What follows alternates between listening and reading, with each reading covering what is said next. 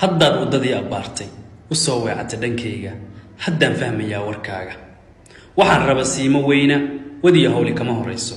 ee ka waran haddaan agtaada bustaa ku wartoon fariisto ogsoonow heshigayga inuu dumar hore u waayay inaan adna kula wadaago wallahi waa jaanis maanta ka faa'iideyso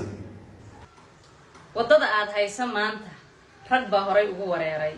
waan toobiddu waa cajiibe wadaantaad doojinayso haddaan cidi kula wadaynin inaad weecataa muhiima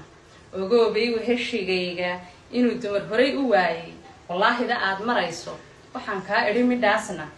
nin loo furi waayay weedha wareega caddaystay weeye